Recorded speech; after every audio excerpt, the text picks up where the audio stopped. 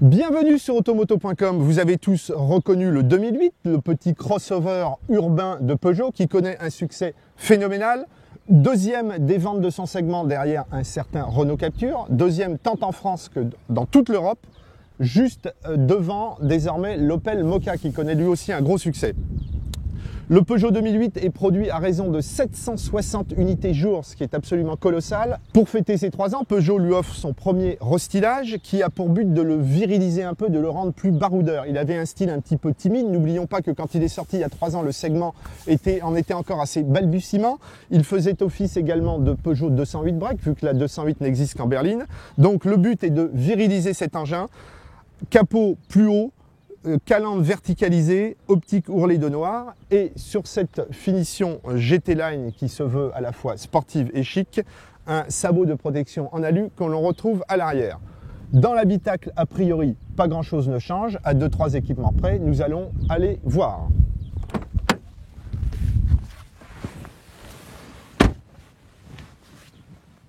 Quasiment rien ne change à bord de la nouvelle 2008. Nous retrouvons le fameux e-cockpit avec petit volant implanté très bas et les compteurs en partie haute de la planche de bord.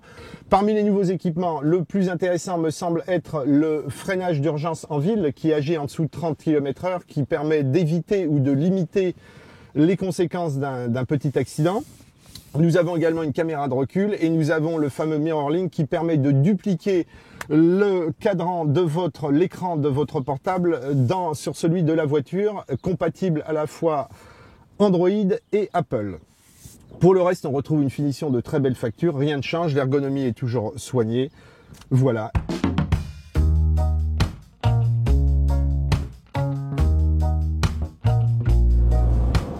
Alors ce nouveau 2008, ce 2008 en fait restylé, ne subit aucune modification au niveau dynamique. Et on ne s'en plaindra pas vu que ça reste un engin fabuleux à conduire.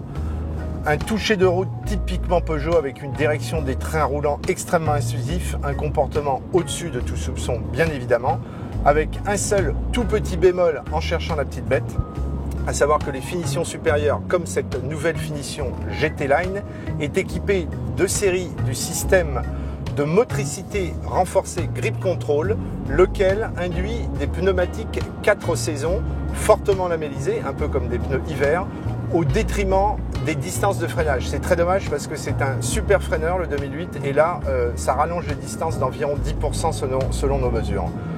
C'est le seul petit grief que l'on peut lui opposer. Au niveau confort, le 2008 là encore n'évolue pas, mais nous ne nous en plaindrons pas. La finition, la présentation, les matériaux sont toujours de très bonne qualité et le compromis, notamment confort-efficacité, est tout à fait remarquable.